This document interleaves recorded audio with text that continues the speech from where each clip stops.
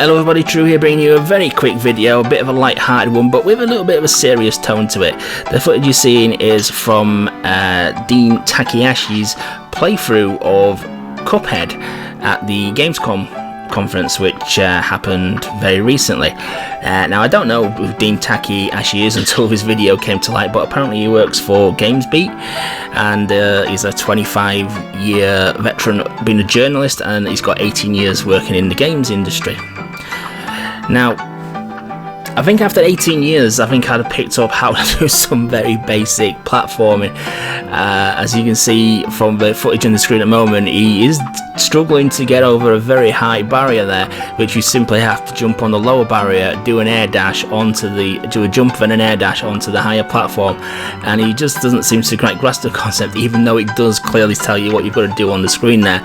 And things don't get better when he progresses past that. I mean, what should be like a 30-second tutorial just learning you the very basics of the controls goes into about a 2-minute plus tour de force, really, of him struggling.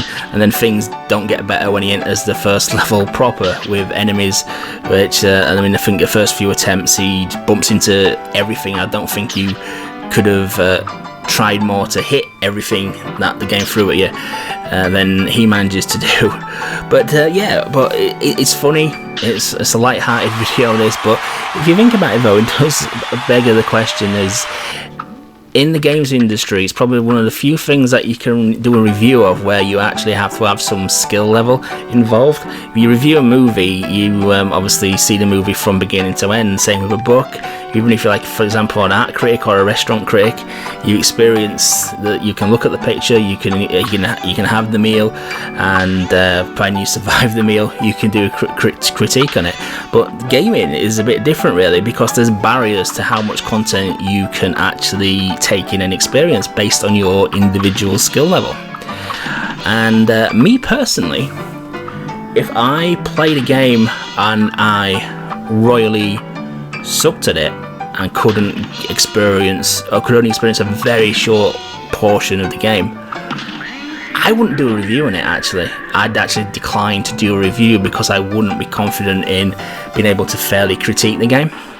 I mean, here as a rule, I generally play a game for a bare minimum of 10 hours. It's normally a lot more than that, or until the game's completion if it is a short game, because obviously we are in an era now where we do get very short games to play, so there's obviously no point playing those over and over again when they've already experienced what the game's got to offer.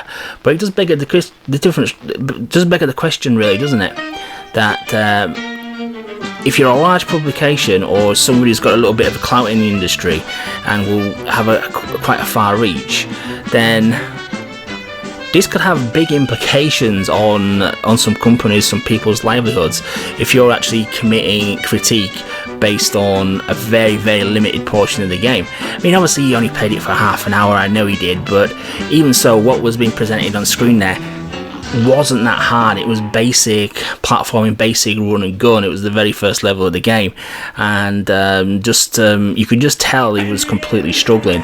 The controls obviously looked to be pretty simplistic. Simple jump, run and gun, you know, typical controls that we've seen in many a game before, and he must have played something of a similar type. But it begs the question, if he's put pen to paper critiquing a game, you know, does he have the right to do so when he's only experienced probably a very small percentage of the game?